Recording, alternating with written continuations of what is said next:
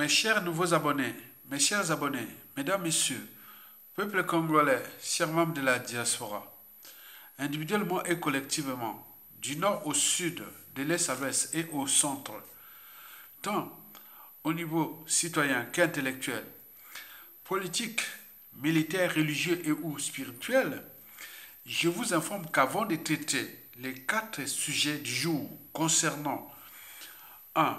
La diaspora, 2. Denis Christelle Sassou Nguesso, 3. La France-Afrique isolée et enfin 4. Les perspectives de fin tragique du despote Denis Sassou Nguesso. Je vous alerte, sensibilise, conscientise et mobilise, vous Congolais, sur différentes échelles, au pays comme dans la diaspora, que le monde que nous vivons, subissons, avançons, etc., ou plutôt, la France-Afrique et le régime du despote Denis Sassou Nguesso que nous vivons, subissons et contestons sans effet, ce monde-là est régi par 4 points majeurs, c'est-à-dire politique, social, existentiel, etc. Et voici ces 4 points. Et vous devez toujours avoir à l'esprit ces 4 points-là lorsque vous combattez Sassou Nguesso et après lui. Il faut savoir que ce monde que nous vivons est régi par des lois, des règles, des rapports de force, etc. Donc, il y a les rapports de force. Vous devez toujours avoir à l'esprit l'idée de rapport de force. Ces rapports de force-là sont au niveau intellectuel. Parce qu'avant chaque changement majeur dans une nation et ou société donnée, précède la révolution des idées, la révolution intellectuelle, la pensée savante et autres qui oriente, cadre et autres.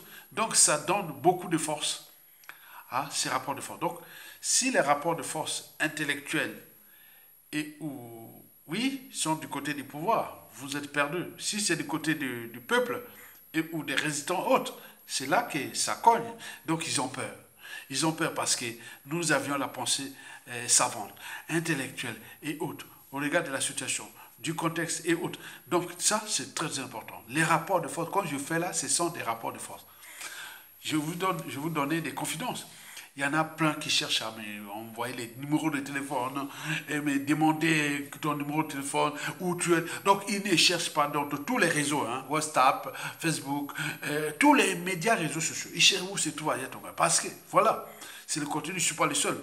Donc, il faut en tenir compte de ces rapports de force intellectuels, c'est-à-dire la matière grise. Il y a aussi les rapports de force citoyens, parce qu'il a les droits et devoirs d'oser dire non et d'agir. Et donc, pour l'instant, nous sommes au statu quo parce que ces rapports de force citoyens sont aujourd'hui un peu, voilà, en berne, puisque depuis le coup d'État jusqu'à nos jours, parce que par 2015, il n'a cessé de brutaliser, tuer, faire ce qu'il voulait. Donc, on sait bien, très bien. Les rapports de force politique, au niveau des partis politiques, des officines, des alliances pour se libérer du joug de cette dictature la plus sauvage et la plus brutale que l'Afrique n'ait jamais connue. Et c'est la de Denis Sassou Nguesso. Les rapports de force militaire, ben oui, il y a des officines, il y a des réseaux, on se décide, voilà, chacun de nous a ses réseaux. On pense qu'ils sont du nord au sud, de l'est à l'ouest. Donc, l'enjeu est de prendre le pouvoir, de reprendre le pouvoir. Et donc là, on peut en multiplier ces rapports de force-là. Et ne jouez pas à la naïveté, ni aux polémiques, ni au négationnisme au regard de ces rapports de force. Elles sont là présentes. Donc il faut en tenir compte de ces rapports de force. Ils vont même au niveau France-Afrique, au niveau géopolitique, au niveau géostratégique, entre le nord et le sud, l'Occident et le sud global, la France-Afrique et l'Afrique, etc. Ce sont des rapports de force. Donc pensez toujours rapport de force. Vous savez, dans la nature, c'est la loi de la jungle, hein, en fait. Nous sommes encore quelque part dans la loi de la jungle. La loi du plus fort. Hein? Tuer ou se faire tuer, manger ou se faire manger, fuir ou attaquer, etc. C'est comme ça. Même si nous, on doute, on réfléchit, on fait beaucoup de choses. Donc, penser toujours rapport de force. Donc avec Sassou Nguesso, depuis le coup d'État, il est encore là parce que les rapports de force sont encore en faveur de lui. Et pourquoi? Parce que, deux, il a les moyens de l'État. Donc il exerce des pressions sur tout le monde dans ce pays. Les pressions politiques, militaires, policières, du renseignement, les pressions sociales, les pressions financières, les pressions, tout ça, il exerce. Donc, vous partez des rapports de force et des moyens là. Donc, il ne faut pas laisser les moyens de l'État à n'importe qui. Et c'est pour cela, nous mettons aussi des pressions sur les régimes. Parce que l'enjeu pour le régime, et quand c'est soumet, on le laisse tranquille. Mais ça a bien marché, puisque depuis déjà le coup d'État jusqu'à nos jours, il est encore là, malgré le déclassement généralisé, malgré l'exil forcé de plein de Congolais, malgré la case-prison des 10 fils du pays, malgré les assassinats ciblés et ou de masse, il est encore là parce qu'il a les moyens de l'État. L'État, c'est un monstre fort et c'est dangereux. Donc il faut se battre pour qu'on ne laisse pas ses moyens à n'importe qui. Aujourd'hui, c'est Sassou Nguesso qui a ses moyens d'État, mais lui-même a peur parce que à tout instant, ça peut se chambouler. Et troisièmement, il faut en tenir compte que le monde que nous vivons, que nous subissons, que nous avançons, il faut toujours en prendre en compte ce qu'on appelle la psychanalyse. Donc n'importe quel individu qui est au pouvoir, dans n'importe quelle organisation, entreprise, association et ou État, il faut toujours penser à la psychanalyse, son vécu, depuis la naissance jusqu'à ses fins des jours. Donc, l'éducation est passée par là. Les déboires, les joies, tout ce qui s'est passé. Par exemple, Aya Tonga, vous pouvez voir, il était né où, il a fait l'école où, les parents, et autres, comment il est devenu, et tout ça comme ça. Et comment les gens, pourquoi il y a des gens qui sont bien, il y a d'autres qui sont mauvais, il y a des gens, tout cette psychanalyse, c'est votre vécu. Donc, le monsieur qui va être à la tête de votre pays, ou d'une administration, ou d'une institution, ou d'un pouvoir, ou quoi de pouvoir, il faut toujours en prendre compte de la psychanalyse. C'est très important. Donc, dès que vous avez quelqu'un, vous dites, bon, qu'est-ce qu'il a fait, comment était sa vie depuis l'enfance, surtout les 30 premières années de l'individu sont très importantes. Ce qui font de nous humains, ou de tout ce que nous sommes, c'est les 30 premières années de l'individu. À partir de 30 ans, tout est consolidé, voilà. Donc, vous comprenez? Donc, il faut savoir comment Aya Tonga a vécu de sa naissance jusqu'à ses 30 ans. Donc, on peut étudier ça et dire, ah oui, voilà, qui a fabriqué cet individu. Et vous aussi, elle aussi, et autres, c'est très important. La suite, 40 ans, 50 ans, 60 ans, 80 ans, voilà, ça ne change pas un homme. Un homme, ça vieillit. Comme l'avait dit Johnny Hallyday. Elle dit, ça ne change pas un homme. Un homme, ça vieillit. Donc, de la naissance jusqu'à ses 30 ans, pensez là, c'est l'âge la plus dangereux, l'âge la plus dangereuse de tout pour l'individu. Dès qu'il a de là, bon, ben, il peut arriver des situations, des contextes, il peut devenir tueur ou voleur ou tout, mais d'abord l'avant là. Donc la psychanalyse c'est très important. Enfin, la 4e sur 5, c'est la France Afrique. Nous le savions. Depuis l'esclavage, la colonisation, les 3 ordres mondiaux de 1884 à nos jours, on sait jamais ce que la France-Afrique a produit en Afrique. Donc nous le savions, on va plus aller dans les détails. Enfin, le 5e, c'est l'ordre mondial. C'était l'Occident contre le Sud, dominait le Sud. Et aujourd'hui, on ne parle plus de Sud, on parle de Sud global, où il y a des puissances nucléaires, les puissances économiques, les puissances tout ça qui s'affrontent à l'Occident.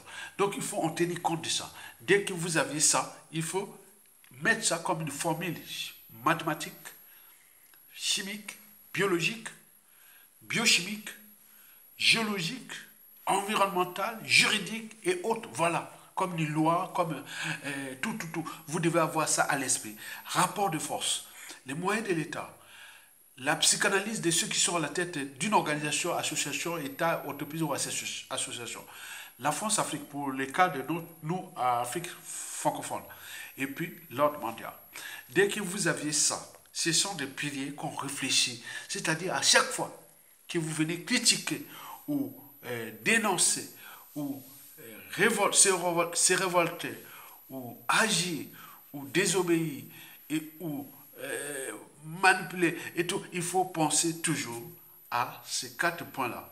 Rapport de force, intellectuel, politique, militaire, économique, financier, culturel, etc. 2. Les moyens de l'État. Il faut toujours chercher à contrôler ces moyens de l'État, à prendre le contrôle des moyens de l'État. S'ils sont, on met des mauvais. Trop mauvais pour être utile au but même de la condition humaine, sociale et existentielle. Trop mauvais pour être utile aux enjeux de la respectabilité interraciale. Trop mauvais pour être utile, point, point, point. Et donc, troisièmement, c'est la psychanalyse. C'est très important. Votre vécu, tout le monde a son vécu. Vous rencontrez un homme, une femme et autres, il faut chercher à comprendre toujours la psychanalyse de l'individu. C'est très important. Et si vous avez, il y a des bonnes psychanalystes, puisqu'ils ont vécu des émotions, beaucoup de choses qui étaient positives, il peut être les hommes positifs ou les femmes positives. Mais il y a des gens qui ont vécu que des émotions négatives ou tout compagnie, vous imaginez. Donc ça crée des gens-là. Donc, quatrièmement, c'est la France-Afrique. On connaît bien la problématique France-Afrique à l'échelle de notre pays depuis les 11 accords de 1958 à 1959 qui n'ont, voilà, vous comprenez ça, et sur l'ensemble du continent, surtout dans la zone France-Afrique. Voilà, ok. Cinquièmement, l'ordre mondial. Voilà les fondamentaux du monde que nous vivons, que nous subissons et que nous avançons, etc. Tout ce qui se passe, il faut avoir ça à l'esprit. Rapport de force, moyen de l'État, la psychanalyse, la France-Afrique et l'ordre mondial. Et donc, il faut comprendre comment s'évoluent ces choses-là. Donc, d'où l'intérêt d'avoir une culture intellectuelle.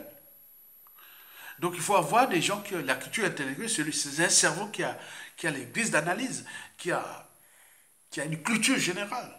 Et donc, il y a la culture générale, c'est qu'il a des sciences, il a les technologies, il a les droits, il connaît les droits, il connaît les sciences économiques, la psychologie, la sociologie, il connaît l'économie, la géographie, les finances, il lit tout. C'est quelqu'un qui lit, voilà, quelqu'un qui est culture générale, c'est celui qui est toujours du côté de là où il y a le savoir et la connaissance, puisque le savoir et la connaissance vous libèrent.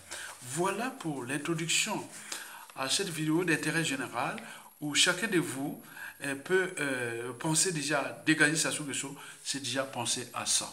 S'il tient depuis le coup d'État jusqu'à nos jours, parce qu'il a eu ces rapports de force-là qui l'ont permis à faire ce coup d'État.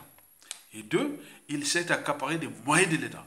Et donc, qu'il exerce des pressions sur nous, peuple congolais, sur différentes échelles, au pays comme de la diaspora, pour qu'on se soumet, pour qu'il continue à conserver les pouvoirs et mourir au pouvoir. Et jusqu'à présent, ça semble bien marcher. Il n'avait pas le monopole de ça, peut-être d'autres s'y préparent aussi. Comme ça, c'est d'où les dangers.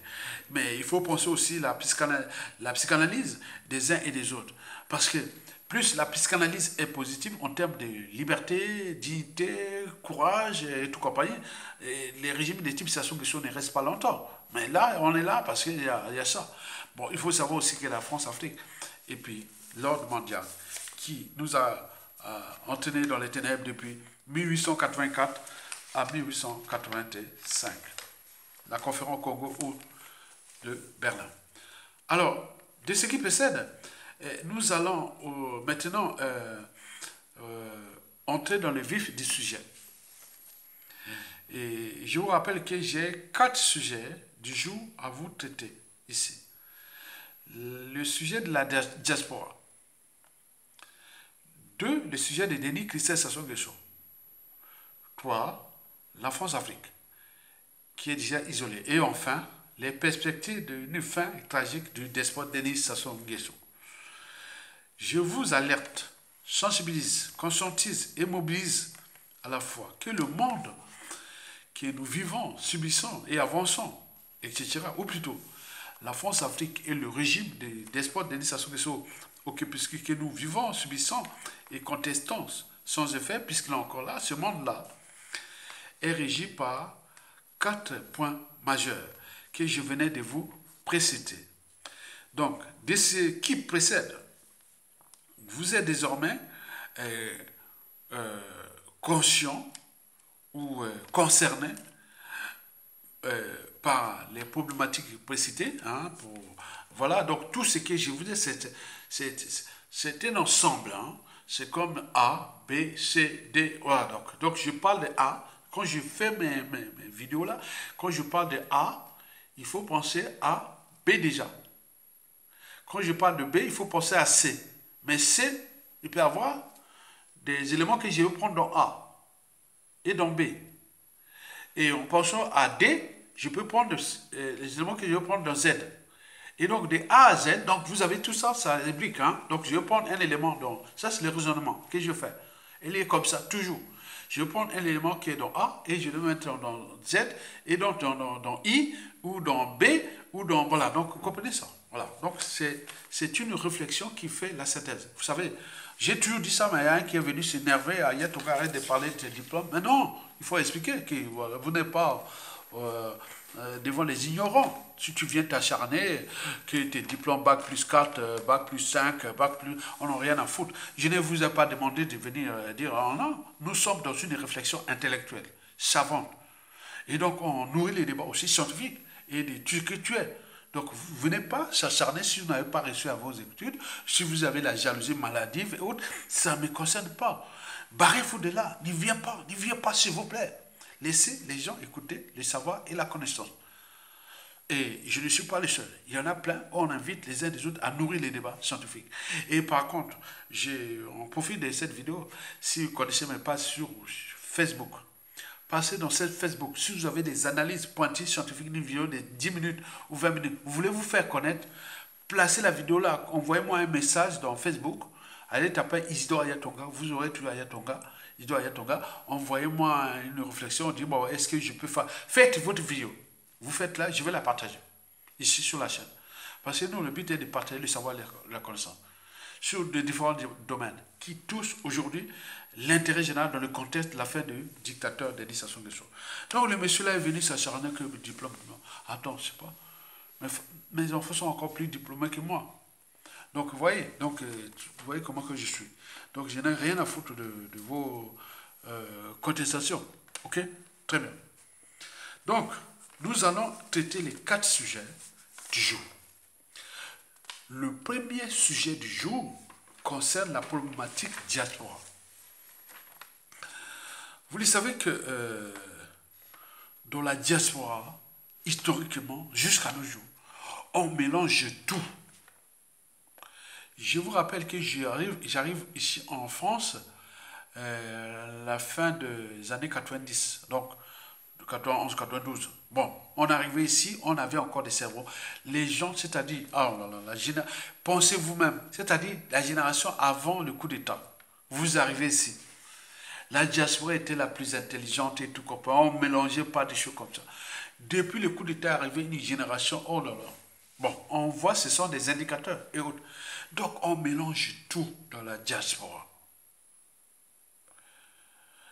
La diaspora, on pense toujours à l'histoire de la diaspora juive que beaucoup de gens expliquent et autres, oublient les problématiques anthropologiques, culturelles, des rapports de force, de pouvoir et autres. Vous n'avez pas parlé des diasporas congolaises et autres comme ça, non. C'est non productif ni beaucoup de choses comme ça. Et pourquoi? Parce que la diaspora congolaise en Occident ou en étranger n'est pas homogène. Elle est hétérogène. Il y a différentes formes d'officines, tribales, ethniques et même géopolitiques et tout compagnie. Comment arriver à traiter la diaspora qu'elle est ceci, elle est ceci, alors qu'elle n'est pas homogène? Pour moi, l'image de la diaspora est dans la perception ou la représentation, et même dans l'imaginaire, de ce que nous vivons au pays depuis déjà les pseudo-indépendants de 1959 jusqu'à nos jours. On est bien d'accord. C'est une mosaïque de tribus, de groupes ethniques et des groupements géopolitiques nord-sud au regard des réalités politiques et historiquement depuis... voilà. Et, bon, en fait, diaspora, c'est le fait d'être traité des Congolais. C'est tout. C'est le fait d'être traité des Congolais. Là, là il faut souligner plusieurs problématiques ou relever plusieurs problématiques de la diaspora. La problématique tribale, en fonction des différents régimes, depuis Yulu jusqu'à Sassou Nguesso.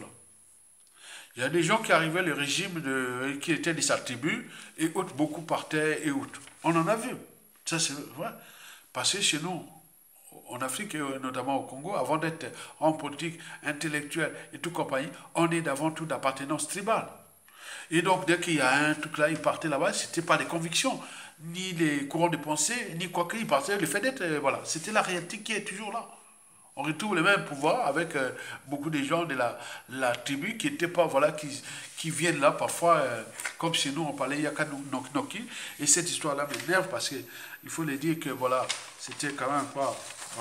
Quand on voit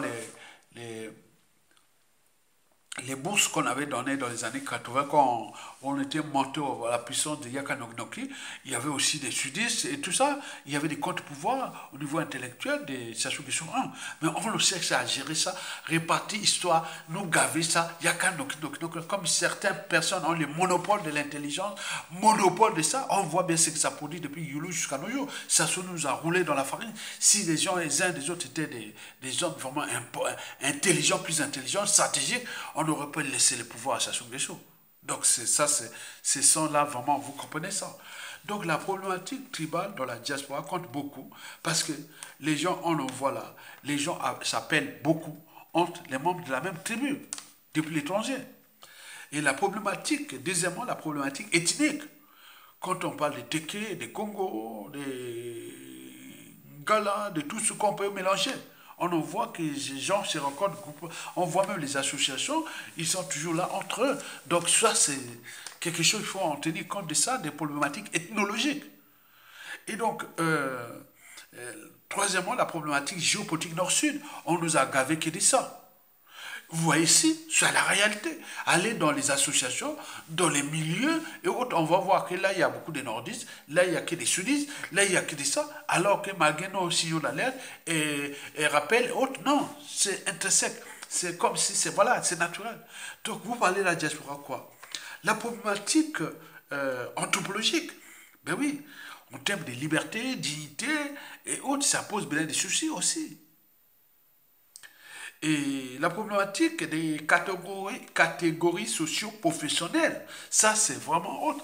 Donc il y a des écuries, il y a des oligarchies, il y a beaucoup de choses qui se regroupent entre intellectuels, entre gens qui ont fait les mêmes formations, géographie, histoire, philosophie, euh, mathématiques, physique, chimie, géologie, gestion, économie, finance, droit, tout. Donc ils se retrouvent parfois ensemble, même si après il y a eu beaucoup d'embrouilles entre ces intellectuels-là, ou cette matière grise-là, au moment qui passent au pouvoir, ils deviennent parfois soit des amis ou des ennemis. Donc, du point de vue catégorie socio-professionnelle, c'est toujours calqué sur des problématiques tribales, ethniques et géopolitiques.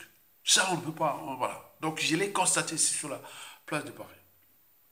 Sixièmement, la situation sociopolitique du pays en fonction des différents régimes. Là, on en a vu, les contextes sociopolitiques et France-Afrique et tout.